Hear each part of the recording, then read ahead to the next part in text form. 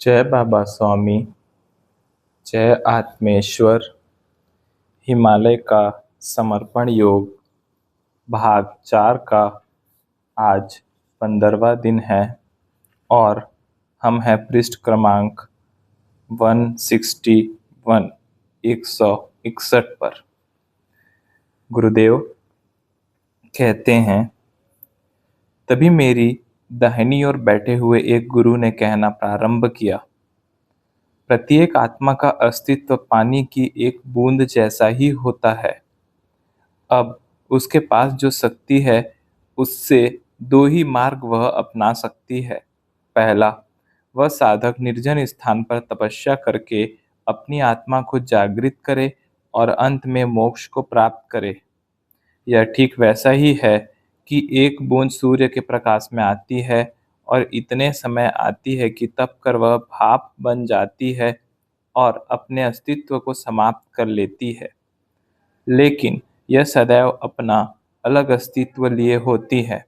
दूसरी बूंद जो अपना अस्तित्व सामूहिकता में ही विलीन कर लेती है, उसका अपना कोई अलग अस्तित्व नहीं होता। वह तो सागर का रूप लेती है और अपना अस्तित्व विलीन कर लेती है, लेकिन ऐसा करने के लिए एक बूंद को कई अन्य बूंदों की सामूहिकता लगती है और सामूहिकता मिलने पर ही वह अपने आप को सामूहिकता में विलीन कर सकती है। इस बूंद जैसे ही एक आत्मा समाज में रहते हुए भी एक सद्गुरु रूपी सामूहिकता में अगर अपने आप को समर्पित कर देती है तो भी उसे सामूहिकता में मोक्ष की प्राप्ति हो सकती है। मोक्ष के मार्ग को पाना तो प्रत्येक आत्मा का लक्ष्य होता है और उसे पाने के लिए ही अनेक जन्मों तक आत्मा और जीवात्मा का चक्र चलता रहता है। मोक्ष को पाना प्रत्येक आत्मा का लक्ष्य है और प्रत्येक आत्मा का जन्म सिद्ध अधिकार है, लेकिन इसका एहसास उसे तब तक नहीं होता जब तक उसे कोई सद्गुरु जागृत नहीं करते हैं। जागृत करने के लिए प्रेम की आवश्यकता होती है। यह प्रेम ही करुणा बनकर बरसता है। बस आत्मा की इच्छा होनी चाहिए या ऐसा पूर्व कर्म होने चाहिए कि किसी सद्गुरु की करुणा उस पर बरसे। सभी सद्गुरु उनकी बातें आंखें बंद करके सुन रहे थे। सभी लोग उनकी बातों को सम्मान दे रहे थे। उनकी बात समाप्त होने पर उन्हीं के पास एक सद्गुरु जो आंख बंद करके बैठे हुए थे, उन्होंने आंख बंद रखते हुए ही बताना प्रारंभ किया, यह गुरुलोक है। यहाँ पर हम सभी केवल शक्तियों के समूह में और उसी स्वरूप में हैं। यहाँ पर रहकर चाहे तो भी हम स्वयं किसी का मार्गदर्शन नहीं कर सकते हैं। कोई हमारी मदद जब तक न मांगे तब तक हम स्वयं कुछ भी नहीं कर सकते हैं, चाह कर भी नहीं कर सकते हैं।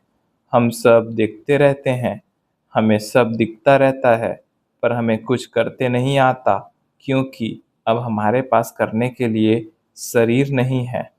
क्योंकि कुछ करने के लिए इच्छा चाहिए और उस इच्छा को पूर्ण करने के लिए शरीर चाहिए। हम सभी शरीर छोड़ चुके हैं। जो आत्माएं हमारे साकार स्वरूप के साथ आत्मीयता से जुड़ती है, उन्हीं की पुकार हम तक पहुंचती है। हमें उन्हें मदद करने के लिए एक ऐसे माध्यम की आवश्यकता है जो हमसे भी जुड़ा हो और पृथ्वी पर रह रही आत्माओं से भी जुड़ा हो। ऐसा ही माध्यम मिलने पर हम यह कार्य कर सकते हैं और इसीलिए एक माध्यम बनाने के लिए ही हमने तुम्हें यहाँ बुलाया है। तुम्हारी इच्छा पर ही यह निर्भर है। मैंने उठकर सभी को नमस्कार किया और कहा, गुरुदेव, आपने मुझे जिस उद्देश्य से बुलाया है, मैं अपने आप को उसके लिए प्रस्तुत कर रहा हूँ। अब आप जैसा चाहे वैसा इसका उपयोग कर ले। ऐसा कहकर मैं आंखें बंद करके वहां खड़ा हो गया। उन्हीं गुरुदेव ने मुझे बैठने का इशारा किया और कहा, बैठ जाओ। अब जो आगे कह रहा हूँ वह बड़े ध्यान से सुनो। यहाँ पर जो भी पहुंचा है वह देह त्यागने के बाद ही पहुंचा है। इसलिए हम में कोई भी देहधारी नहीं है। देहधारी केवल तुम हो, और देह रूपी माध्यम पास होने पर अनेक आत्माओं से आसानी से संपर्क किया जा सकता है। क्योंकि तुम देहधारी होने के कारण उनके पास हो, उनके लिए तुमसे संपर्क करना आसान है, और इसीलिए तुम्हें माध्यम बनाया है। और भविष्य में हम तुम्हारे माध्यम से उन आत्माओं का मार्गदर्शन करना चाहते हैं जो मोक्ष पाना चाहती है, और जो मोक्ष पाने के लिए लालायित है और उन्हें मार्ग नहीं मिल रहा है। अब तुम जाकर अपने जीवन में उनका मार्गदर्शन करो। भविष्य में गुरु शक्ति तुमसे लाखों लोगों को जोड़ेगी। जो आत्माएं मोक्ष की कामना करती है और सचमुच पाना चाहती है, ऐसी आत्माओं का मेला तुम्हारे आसपास लगेगा। और एक ओर हमसे हमारा कार्य भी होगा, और दूसरी ओर गुरु कार्य करने का तुम्हारे जीवन का उद्देश्य भी पूर्ण होगा। लेकिन देह त्याग करने के पूर्व उन सभी शक्तियों को विश्व के अलग अलग स्थानों पर स्थापित करके ही आना, ताकि भविष्य में उन स्थानों के माध्यम से तुम्हें अगले 800 सालों तक कार्य करने में आसानी होगी। वे शक्तियां तुम्हारे देह त्याग के बाद 800 सालों तक कार्यरत रहेंगी। जो भी आत्माएं भविष्य में आएंगी, उनके लिए वे शक्तियां उन स्थानों के माध्यम से अविरत बहती ही रहेंगी। और उन्होंने अपना कहना समाप्त किया, और मैंने उठकर सभी को नमस्कार किया और बड़े भाव के साथ उनसे विदाई ली। वे सभी मुझे आगे तक छोड़ने आए थे। उन्होंने भी मुझे भावभीनी विदाई दी। वहां पर जिस प्रकार से बड़े बड़े बादलों के समूह होते हैं, वैसे ही प्रचंड ऊर्जा के समूह थे, शक्ति के समूह थे। वे चांद जैसे चमकीले बादल जैसे लग रहे थे। मैं धीरे धीरे नीचे आ रहा था। उस चमकीले समूह से बाहर आया। बाद में वह समूह मुझसे दूर जा रहा था। वास्तव में वह दूर नहीं जा रहा था, मैं स्वयं उस समूह से दूर जा रहा था। रास्ते में भी कुछ छोटे छोटे और समूह लगे, और फिर मैं तेजी से नीचे आ रहा था। मेरी नीचे जाने की गति मेरे ऊपर जाने की गति से अधिक थी। वह समूह फिर एक चमकीला बड़ा बिंदु लग रहा था। बाद में उस ऊर्जा प्रवाह वाले बिंदु का आकार छोटा होता जा रहा था, और मैं महसूस कर रहा था कि वह मुझसे दूर जा रहा था, और मैं स्थिर था। हम जैसे ऊपर से नीचे गिरते हैं तब जैसा डर लगता है, वैसा नहीं लग रहा था। क्योंकि मुझे लग ही नहीं रहा था कि मैं नीचे आ रहा था। मैं नीचे आ रहा था, पर मुझे लग रहा था कि वह चैतन्य शक्ति वाला बिंदु ही दूर जा रहा था। और इसी कारण मैं तो अपने आप को एक ही स्थान पर ध्यान की अवस्था में ही पा रहा था। बाद में देखा, मुझे मेरी गुफा भी दिखने लग गई। मेरा शरीर भी दिख रहा था, जो ध्यान मग्न स्थिति में जाने से एकदम निढाल सा लग रहा था। मुझे बाहर से भी मेरी गुफा के नीचे का, गुफा के भीतर का और गुफा के बाहर का सब एक साथ ही दिखाई दे रहा था। मैं आश्चर्यचकित होकर सब देख रहा था। यह सब मुझे एक साथ कैसे दिख रहा है, यही मैं सोच रहा था, क्योंकि सामान्यतः ऐसा एक साथ एक दृष्टि में मैंने कभी देखा नहीं था। यह अनुभव मेरे लिए बड़ा रोमांचक रहा। धीरे धीरे मुझे मेरी गुफा और स्पष्ट दिखाई देने लगी, और मैं गुफा में आ गया था। बाद में यह सब दिखना बंद हो गया, और मैं ध्यान की स्थिति में हूँ और अब बाहर आना चाहता हूँ, ऐसा भी लगा। लेकिन मुझे मेरी ध्यान की अवस्था से बाहर निकलते नहीं आ रहा था। पास में पानी का झरना था, उसकी आवाज़ भी सुनाई आ रही थी।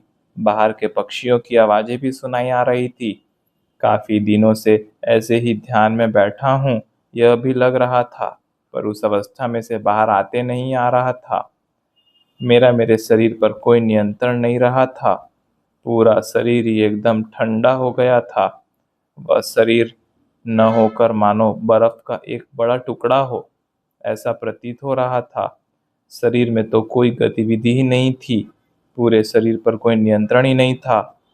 तब भी मुझे ऐसा लग रहा था, मैं यहाँ हूँ या नहीं हूँ, मैं जीवित हूँ या नहीं हूँ, मैं कहीं आत्मा के स्वरूप में तो अपने शरीर को नहीं देख रहा हूँ। बाद में गुरुलोक में गुरुदेव के द्वारा कहे गए शब्द याद आए, तुम देहधारी हो।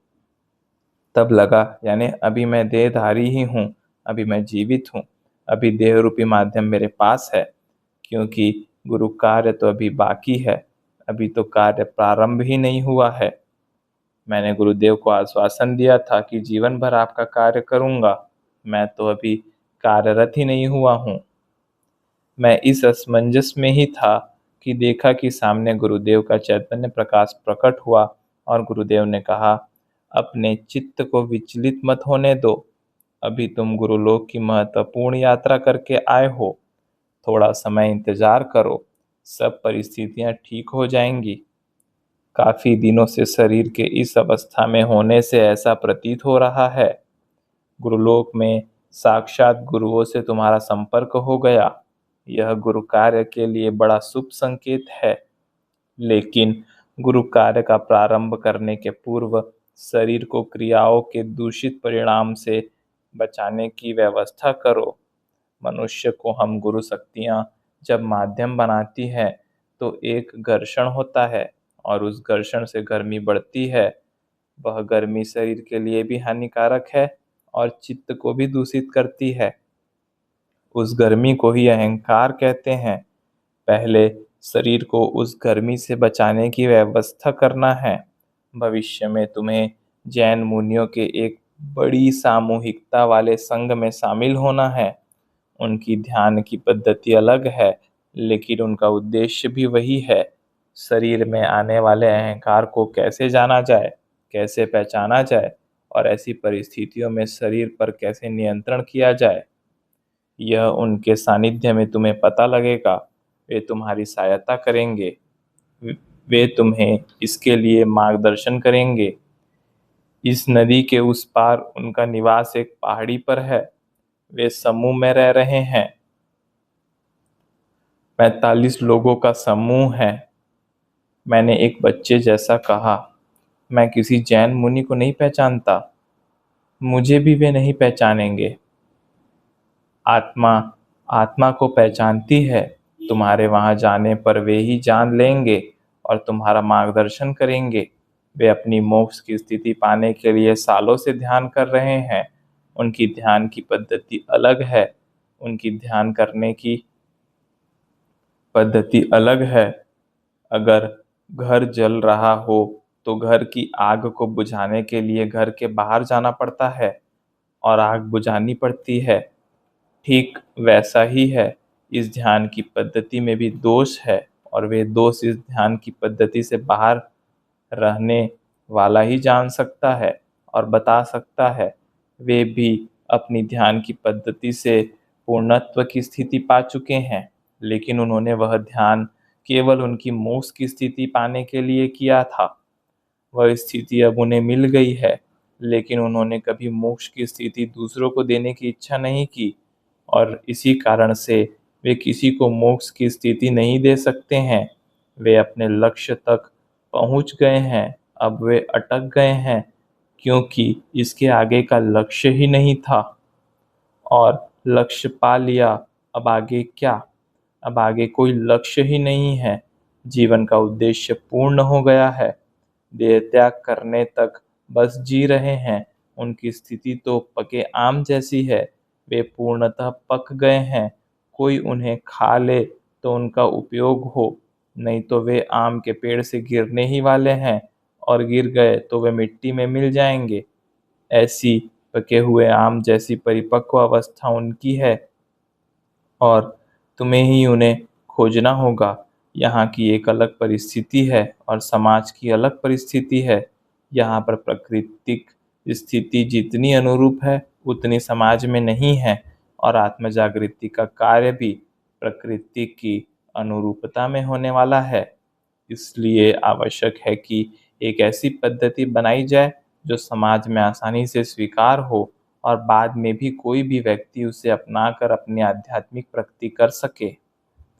उन्होंने आगे कहा, यह पद्धति ऐसी हो जो प्रत्येक मनुष्य तक पहुंचे, क्योंकि मनुष्य समाज बटा हुआ है।